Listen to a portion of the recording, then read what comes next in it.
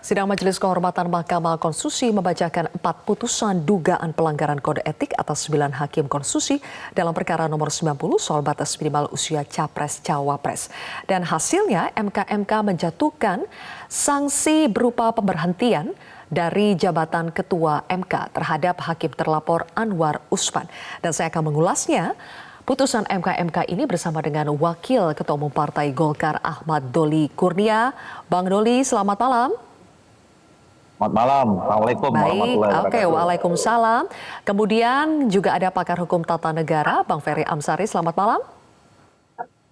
Malam, Mbak Zidnia. Dan di studio ada 2 narasumber, ada politikus PDI Perjuangan Roni Talapesi, Bang Roni, dan juga pakar hukum tata negara Muhammad Ruliandi. Bang Roni dan Pak Ruli, selamat malam. Kita sudah sama-sama mendengarkan putusan dari MK. Saya tanya dulu dengan yang ada di studio ya, mungkin dari yang paling menunggu sepertinya dari PDI Perjuangan juga, karena banyak yang berspekulasi ini akan mempengaruhi pencapresan, tapi ternyata tidak ya. Jadi Bang Roni, apakah ini keputusan yang mengejutkan atau sudah bisa diprediksi? Ya, kalau melihat dari proses yang ada ini, kami sangat konsen bagaimana menjaga marwah Mahkamah Konstitusi.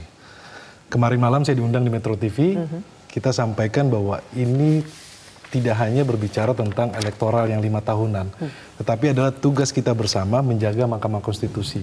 Kita tidak mau sehingga ke depannya ini tercederai ataupun menjadi contoh yang tidak baik ke depannya. Ini merupakan tugas seluruh anak bangsa.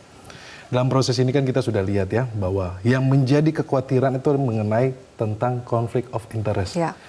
Tapi kalau sekali lagi kita lihat di dalam putusan ini sudah terjawab, Mbak Sylvia, bahwa apa yang menjadi permohonan dari pemohon, kemudian apa yang disampaikan oleh publik, budayawan, kemudian akademisi, yang tentang hal-hal yang terjadi di Mahkamah Konstitusi, kita lihat di dalam putusan 02 ini itu terbukti, Mbak. Jadi buat kami, kita perlu apresiasi terhadap hakim Mahkamah Kehormatan Mahkamah Konstitusi ini, dan ini menjadi mengembalikan rasa kepercayaan publik terhadap Mahkamah Konstitusi. Oke, baik. Kalau Pak Ruli melihatnya bagaimana? Apakah ini adalah putusan yang memang tepat karena ini baru seperti ya diberhentikan dari jabatan Ketua MK.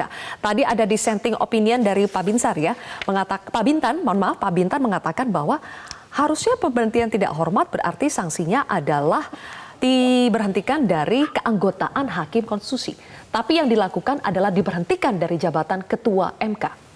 Ya, begini ya, kita melihat bahwa MK ini dibentuk dalam rangka untuk menjaga konstitusi, ya, di mana kita memperhatikan bahwa konstitusi dalam kekuasaan kehakiman itu ada namanya prinsip kemerdekaan. Nah, prinsip kemerdekaan itulah yang terbentuk dalam putusan 90 ya, di mana pada akhirnya amar putusan itu yang menerima, kemudian terjadilah perubahan hukum, kan begitu.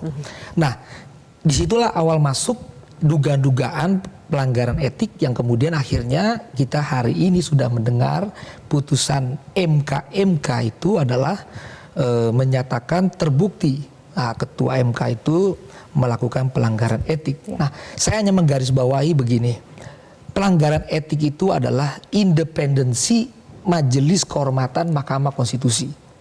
Ya, artinya kalau kita memperhatikan tadi juga ada yang namanya prinsip-prinsip independensi tadi. Ya. Jadi terdapat dissenting opinion.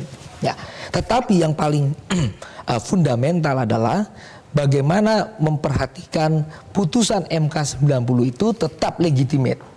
Artinya putusan MK itu legitimate terlepas dari adanya putusan MK dia tetap berlaku. Ya, itu yang harus kita menjadi berangkat dari fundamental terhadap inti dari putusan nomor 90. Terlepas nanti itu ada pengujian baru, itu adalah bagian dari proses yang sedang berjalan. Nah, saya hanya menyoroti bahwa yang dilaksanakan oleh MK adalah sesuai dengan kewenangannya, yaitu memutus dugaan pelanggaran etik. Ya, hari ini kita menghormati bahwa putusan itu sudah diberlakukan dan itu mengikat juga kepada para hakim yang dilaporkan, ya, kemudian yang diputus terbukti, termasuk juga Bapak Ketua MK, ya, itu adalah satu hal yang harus menjadi hal-hal yang kita bisa belajar dari pengalaman kita hari ini. Baik. Intinya adalah bagaimana putusan MK ini tidak mempengaruhi ya.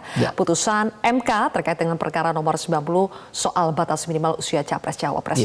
Bang Doli, meskipun tidak mempengaruhi putusan MK-nya yang soal bagaimana seseorang sudah atau belum berusia 40 tahun tapi pernah menjadi kepala daerah, ya akhirnya tetap bisa dilaksanakan.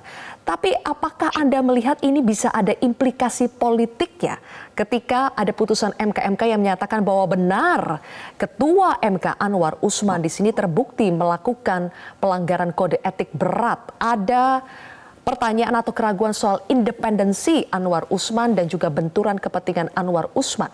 Jelajahi cara baru mendapatkan informasi. Download Metro TV Extend sekarang.